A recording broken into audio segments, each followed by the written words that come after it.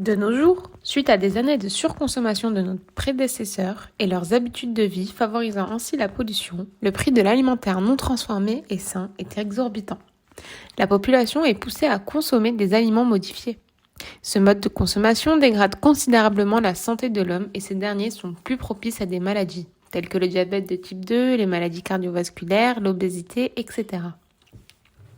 À ces facteurs viennent s'ajouter la sédentarité due au télétravail qui s'est multipliée, le système de livraison, les transports de plus en plus accessibles à tous et à tout âge, l'addiction aux jeux vidéo.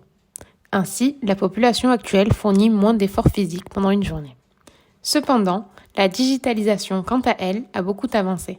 Effectivement, toutes nos informations sont centralisées et de nouvelles habitudes nous facilitent la vie, telles que les téléconsultations, la gestion de notre compte en banque à distance, le télétravail, etc. Certes, toutes ces innovations nous ont été bénéfiques, mais elles sont aussi à l'origine de fléaux. De nos jours, près de 50% de la population est en obésité. De plus en plus de personnes suivent un régime vegan ou végétarien. Beaucoup souhaitent perdre du poids. C'est pourquoi il est nécessaire de suivre notre consommation alimentaire précisément pour prévenir les excès et les carences devient primordial.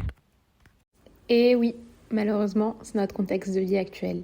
Mais pour vous présenter 2040 en moins morose, je vais vous présenter 3 personnes.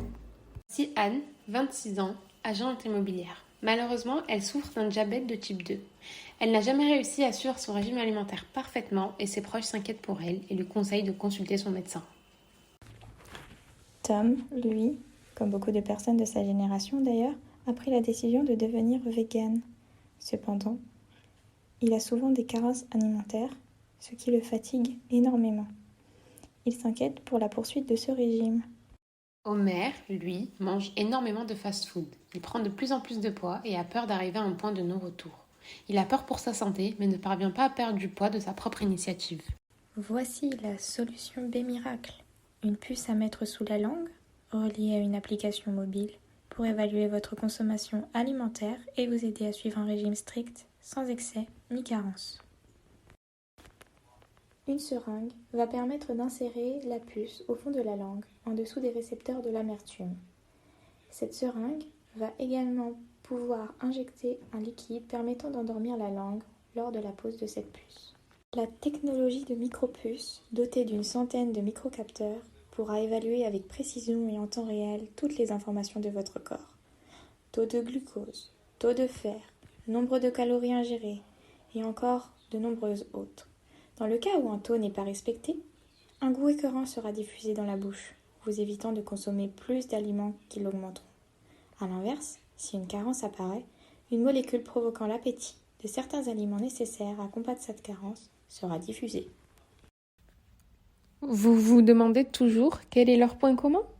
Anne, sous les conseils de ses proches, a consulté un médecin qui l'a orientée vers B-Miracle, afin de pouvoir suivre en temps réel ses consommations et l'obliger à respecter son régime alimentaire, en lui diffusant un goût amer dans la bouche dès qu'elle dépasse son taux de sucre, par exemple.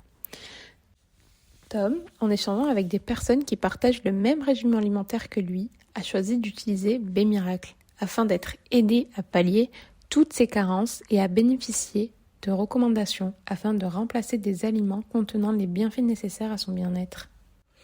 Homer, lui, suite aux recommandations de son pharmacien, a adopté B-Miracle afin d'être suivi dans sa consommation de façon 100% personnalisée et de bénéficier de diffusion de goûts désagréables dans la bouche en cas d'excès.